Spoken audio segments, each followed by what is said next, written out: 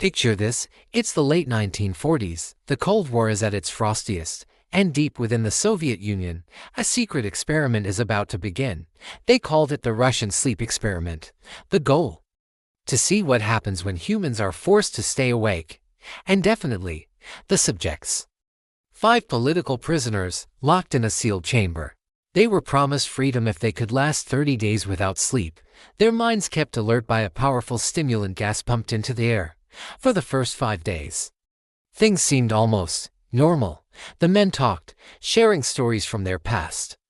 Their voices a low hum in the monitored room. They were trying to keep each other sane, sharing their deepest traumas as a way to stay grounded. But the researchers listening in noticed something odd. The conversations grew darker, more twisted. Then, on the 5th day, the talking stopped. They turned away from each other and started whispering into the microphones, spilling secrets, trying to betray their fellow prisoners for a taste of freedom. The paranoia was setting in. By day 8, the quiet was shattered. One of the subjects began screaming. A guttural scream that went on for 3 solid hours until his vocal cords tore and all that came out was a pathetic squeak. The strangest part, the others didn't react. They just kept whispering to the microphones, their nails occasionally scratching against the observation window. The constant surveillance was breaking them. By the 10th day, they decided they'd had enough of being watched. They ripped pages from their books, smeared them with their own waste, and plastered them over the one-way glass, plunging the researchers into darkness. For 5 long days, there was nothing but silence. The researchers stared at the obscured window, their ears pressed to the speakers. They couldn't see a thing, and the only sound was a faint, rhythmic scratching. They argued about what to do.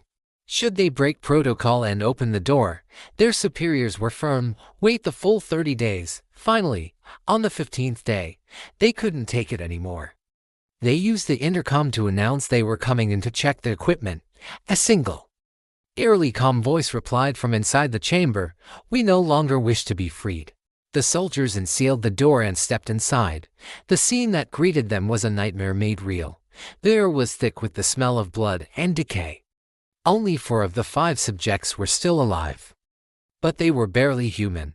They had torn chunks of flesh from their own bodies, from each other, and had apparently been eating it. Their organs were exposed, yet they were still moving, still breathing. When the soldiers tried to restrain them, the subjects fought back with a strength that was simply impossible. They screamed and begged to be left in the chamber, to be given the gas again. It wasn't the stimulant they were addicted to. It was the state of being awake. During the extraction, the chaos was absolute. One of the head researchers, desperate for answers, cornered the last conscious subject. This thing, with its skin stretched tight over muscle and a horrifying grin plastered on its face, looked up at him. The scientist grabbed him, screaming, "What are you?" The creature's reply was a dry, rasping whisper that would haunt him forever. "Have you forgotten so easily? We are you. We are the madness that lurks within you all, begging to be set free." In that moment, the researcher understood. He raised his pistol and fired, ending the experiment and burying its horrifying truth. The records were sealed, the project erased, and the world would never know the true cost of staying awake. The Russian sleep experiment is one of the most famous and terrifying legends to ever come from the internet, a perfect example of a creepypasta. It preys on our fundamental fear of what lies hidden within the human mind. The story taps into our anxieties about science without limits, about governmental overreach, and the fragile nature of our own sanity. What's so effective about it is its clinical, almost detached tone. It reads like a leaked document, a secret report that was never meant to see the light of day. This sense of authenticity is what makes the impossible seem terrifyingly possible. Think about the psychological progression. It starts with simple paranoia, the kind we can all relate to, but slowly descends into a level of madness that is truly inhuman. The subjects don't just go crazy, they transform. They become something else, a new form of life that thrives on wakefulness and chaos. This physical transformation is a classic body horror trope, pushing the story from a psychological thriller into a visceral nightmare. The most unsettling part is the idea that this madness isn't created by the experiment but simply set free. It suggests that this potential for monstrous behavior exists within all of us, locked away by the simple, necessary act of sleep. So, is the Russian sleep experiment real? No. It's a work of fiction, but its power doesn't come from being true. Its power comes from how it makes us feel.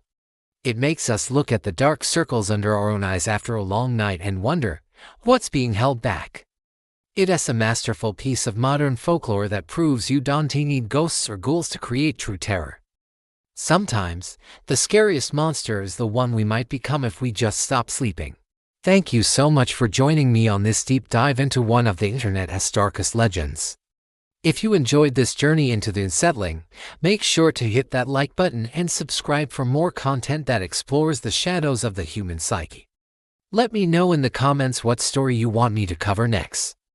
Stay curious, and maybe get some sleep tonight.